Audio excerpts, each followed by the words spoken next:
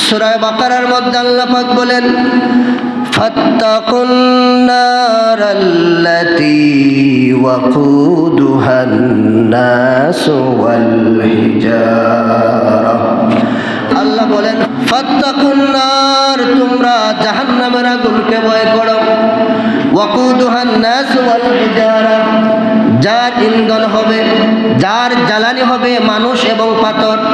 দুনিয়ার জঙ্গলের লাকড়ি দ্বারা নয়, দুনিয়ার কোনো খড়কুটা দ্বারা নয়। আল্লাহ পাক জাহান্নামকে প্রজ্বলিত করবেন, জ্বালাবেন। ওয়াকুদুহান নাস ওয়াল হিজারা, মানুষ এবং পাথর দ্বারা আল্লাহ পাক জাহান্নামের আগুনকে প্রজ্বলিত করবেন। এই আয়াত শোনার পরে নবীজির জলিলুল কদর সাহাবী হযরতে সালমান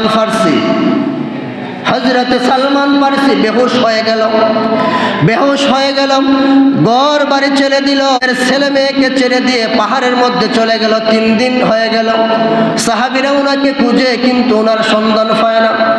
নবীজি গায়, ও আমার সাহাবায়ে কেরাম, আমার সাহাবী সালমান কোথায়? সালমান রে তো আমি দেখি না, উনি কোথায়?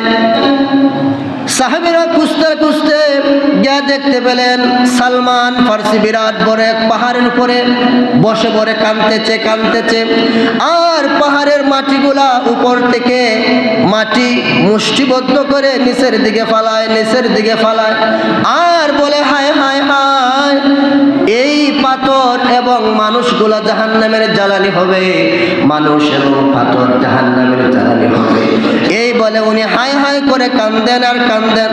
সাহাবীরা বলেন, ও সালমান ফারসি, তোমাকে তো নবী খুঁজতেছে, নবী তোমাকে আহ্বান করেছে। সাহাবীদের কথা শুনে সালমান ফারসি নবীজির কাছে চলে আসলেন। নবীজি গা, সালমান তুমি কোথায় গিয়েছিলে?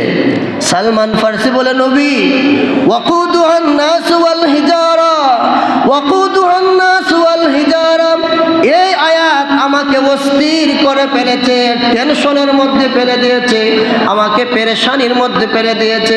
আমার নবী বলেন, রে সালমান, এই আয়াত তো তোমার জন্য নয়, বরং তুমি সালমানের জন্য জান্নাত পাগল।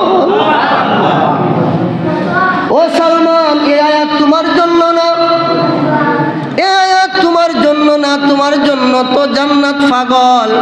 ও আমার ভাইয়ের একটু চিন্তা করেন, যার জন্য জান্নাত পাগল সেই সালমান ফারসি জাহান্নামের আগুনের ভয়ে অস্থির পেরেশান।